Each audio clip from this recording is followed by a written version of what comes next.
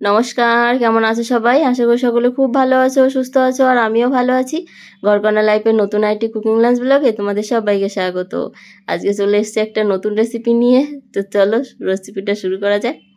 এই যে এখানে আছে মাটন, তো মাটনটাকে ম্যারিনেট করব। তার জন্য এখানে মশলাপাতি নিয়ে নিয়েছি। আছে তেজপাতা, তারপরে একটু একটু করে আদা রসুন গ্রেট করা, আর আছে এখানে গোটা গরম মশলা, তো দারচিনি এলাচ লবঙ্গ, তো অল্প অল্পই নিয়েছি। 2টো এলাচ, 3-4টে লবঙ্গ, এক টুকরো দারচিনি। তো এবার মশলাগুলো দিয়ে দিলাম। তার ভেতরে দেবো একটুখানি পেঁয়াজ কুচি। তো পেঁয়াজ কুচিটা খুব বেশি দেবো না, অল্পই দিচ্ছি। তো তোমাদের মানে দেখতে দেখতেই বলবো আমি কি রান্না করছি, মানে তোমরাই দেখে নাও আমি রান্নাটা কি করছি, আর তারপরে বলবে যে রান্নাটা কেমন লেগেছে আর বা এটা কি তৈরি করলাম। আমি কিন্তু প্রথমে বলবো না আমি কি রান্না করছি, তো তোমরা বলবে। এখানে দেখো আছে মশলা, গুঁড়ো মশলা, তার ভেতরে আছে শুকনো লঙ্কা, ধনিয়া, জিরা, তারপরে গরম মশলা, আছে একটুখানি লবণ, হলুদ, আর সামান্য একটুখানি নিয়েছি গোলমরিচের গুঁড়ো। আর দেবো এখানে লেবুর রস, তো একটা লেবুর অর্ধেকটা দিয়ে দিলাম। তো খুব সুন্দর করে এই যে বীজটা আলাদা করে নেব, হাতে এরকম করে দিয়ে চাপ দিলে কিন্তু আঙুলের যে মানে ফাঁকগুলো থাকে, ফাঁক দিয়ে সব রসটা বেরিয়ে যাবে, আর হাতের দানাগুলো থেকে যাবে। বেশ ভালো, মানে তেমন কোনো অন্য কিছু ব্যবহার করার দরকার নেই রস বের করার জন্য, বেশ ইজিলিও হয়ে যায়। তো এখানে দিয়ে দিলাম টক দই, দেওয়ার পরে দিয়েছি তেল। তো এখানে 2 রকমের তেল দিয়েছি, সানফ্লাওয়ার অয়েল দিয়েছি, আর আছে এখানে যে সর্ষের তেল। তো সর্ষের তেলটা দেওয়ার জন্য মাংসটা ম্যারিনেট করা খুব ভালো হয়, আর খুব সুন্দর একটা স্মেল হয়, মানে টেস্ট খুব সুন্দর হয় মাংসের। তো এখানে দেখো ভালো করে মাংসটাকে মশলার সঙ্গে খুব সুন্দর করে মাখিয়ে নিতে হবে।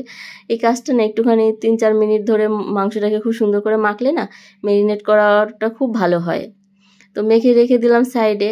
আর এখানে নিয়েছি চাল, তো এখানে 1 কিলো মতো চাল আছে, তো আমি একটু বেশি করেই রান্না করব, মানে একবেলা রান্না করব, আবার আমাদের পাশে পাশে আছে ওদেরকেও একটু একটু দেবো, কারণ ছোট ছোট বাচ্চা আছে আমার অদিতির মতো, ওরা আমার মেয়ের সঙ্গে খেলাধুলা করে, তো ওদেরকেও দিতে খুব ভালো লাগে আমার। কিছু রান্না করলে ওদেরকেও দিই, ওরা মজা করে খায়, আমার অদিতিও খায়, তো আমার তো খুব ভালো লাগে। তো এখানে দেখো এই যে আর মানে কি বলবো, চালের সঙ্গে জলটা দিয়ে দিলাম। এখন কিন্তু চালটা ধুতে হবে, তো চালটা না খুব বেশি চটকানোর দরকার নেই, মানে আলতো হাতে এরকম নেড়ে চেড়ে একটুখানি 3-4 বার জলটা দেখো ফেলে দিলেই চালটা খুব সুন্দর পরিষ্কার হয়ে যাবে। আর চালটা পুরানো চাল, তাই একটু বেশিক্ষণ ভিজিয়ে রাখবো। তো চালটাতে জল দিয়ে দিচ্ছি, একদম ভরে দেব জলটা, দিলে দেখবে একদম পুরো ফুলে জলটা সব টেনে নিয়েছে চালে।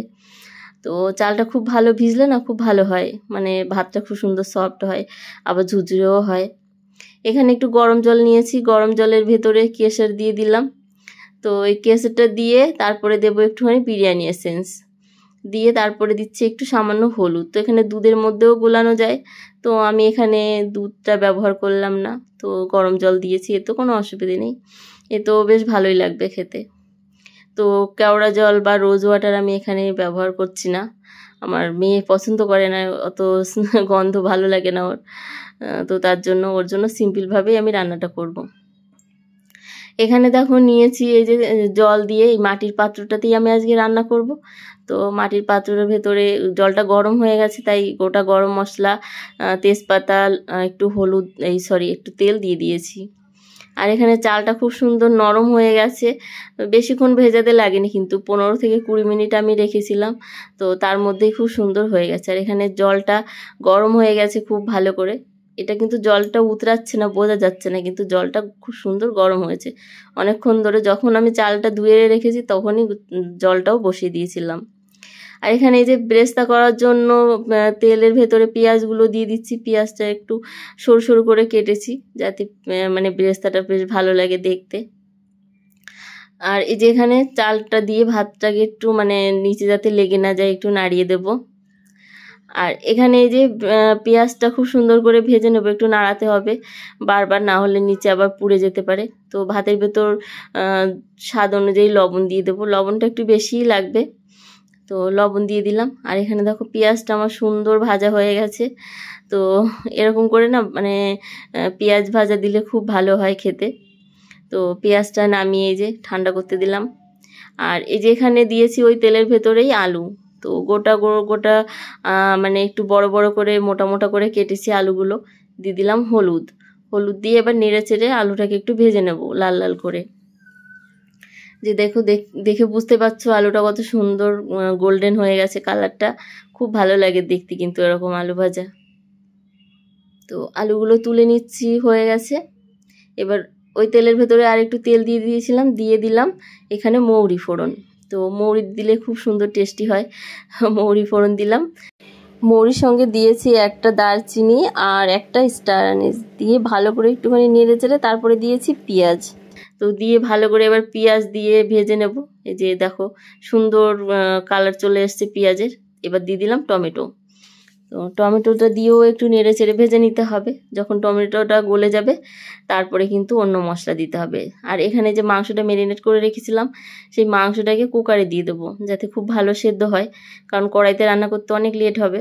তাই একটুখানি জল দিলাম, দিয়ে এবার কুকারে বসিয়ে দিয়েছি। আর এইখানে কিন্তু আমি মাংসটা মানে করার জন্য মশলাটা তৈরি করছি। তো মশলার ভেতরে দিয়েছি আদা রসুন পেস্ট। আদা রসুন বাটার সময় কিন্তু একটু গোলমরিচও দিয়েছিলাম, একসঙ্গে বেটে নিয়েছি।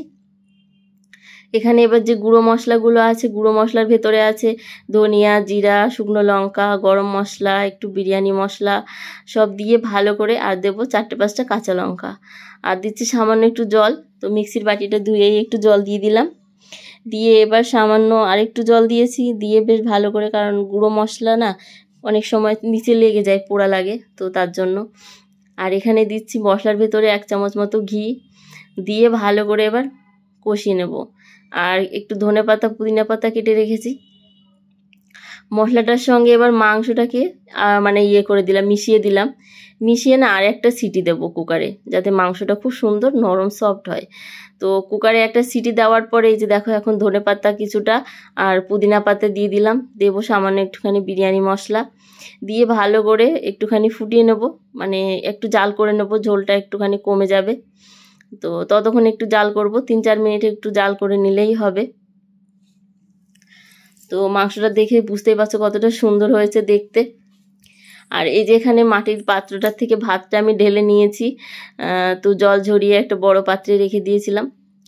এখানে দেখো কলা পাতা বিছিয়ে নিয়েছি, 2-3টে কলা পাতা, ছোটো কলা পাতা নিচে দিয়ে একটা উপরে বড় কলা পাতা দিয়েছি। দেওয়ার পরে প্রথমে কিন্তু ভাত দিয়েছি আমি, দিয়ে একটু বেরেস্তা দিয়ে তারপরে দিয়েছি এই যে মাটনের গ্রেভি আর মাটন দিয়েছি, দিয়ে একটু ধনেপাতা পুদিনা পাতা দিয়ে দিলাম। এবার দিচ্ছি আবার ভাত ওপরে। তো তোমরা যেমন যে পরিমাণে করবে সেই আন্দাজেই দেবে, কিন্তু আমি কিন্তু সব মাটন দিইনি আর সব ভাতও কিন্তু দেবো না, কিছু আমি আলাদা রাখবো, যতটুকু ধরে আমার হাঁড়িতে সেই পরিমাণ মতো আমি দিচ্ছি। তো এখানে দেখো ভাতের ওপরে আবার একটু ধনেপাতা পুদিনা পাতা দিয়ে সামান্য একটুখানি লবণ আর দিয়েছি এখানে বিরিয়ানি মশলা একটু ছিটিয়ে দিয়ে ওপর থেকে বেরেস্তা দিয়ে দিলাম, দিয়ে এই যে হচ্ছে আলু বোখরা। তো আলু বোখরাটা আমি এখানে দেখলাম দোকানে পেয়েছি, মানে ইজিলি পেয়ে গেলাম, তো নিয়ে এসেছি দোকান থেকে, আমাদের পাশের দোকানেই বিক্রি হচ্ছিল, আমাদের যে মানে নিচে দোকান আছে। আর দিয়ে দিয়েছি ওপর থেকে ঘি। তো আমি না এই জিনিসটা অনেক জায়গায় খুঁজেছি, আমি পাইনি, কিন্তু সেদিন আমার চোখে বাঁধলো, তো আমি আর মিস করিনি যে নিয়েই আসি, পরে আবার যদি না থাকে।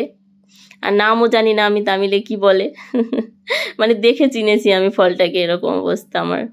তো ঢাকা চাপা দিয়ে চলে এসছে এই যে আমার অদিতির কাছে। তো অদিতি দেখো বাড়িতে কি করছে, মানে ওর জামা কাপড় মেলার যে হ্যাঙ্গার আছে, তো এর ভেতরেই দেখো কি করছে, মানে হ্যাঙ্গার নয় ক্লিপ। তো ওই ক্লিপে অনেক সময় হয় না বৃষ্টি বর্ষা হলে আমরা বাড়িতে জামা কাপড় কী করে মেলবো, তো ভেতরেই অনেক সময় নেড়ে দেওয়া হয়। আর ও সব ওর বাসনপত্র ঝুলিয়ে রেখেছে, খেলা করছে। তো এখানে দেখো এই যে একটা বড় থালা দিয়ে তারপরে চাপা দিয়ে রেখেছিলাম উপরে একটা নোড়া। তো এবার দেখবো ঢাকনাটা খুলে, প্রায় 20-25 মিনিট হয়ে গেছে। তারপরে এই যে এখন দেখছি কেমন হলো। আর কলা পাতার পোড়া পোড়া একটা খুব সুন্দর একটা গন্ধ বেরোচ্ছে, তো ভয় লাগছিল যে নিচে আবার পুড়ে না যায়।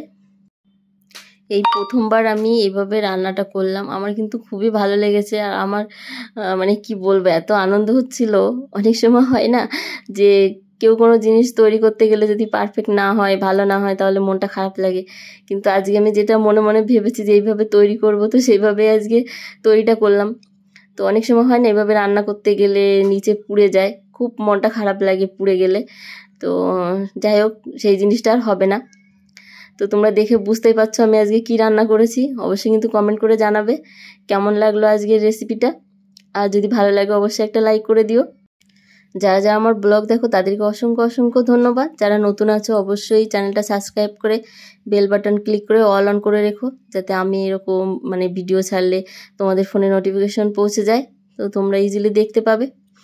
আর কোথা থেকে আমার ব্লগ দেখছো অবশ্যই কিন্তু কমেন্ট করে জানাবে, আমার খুব ভালো লাগবে।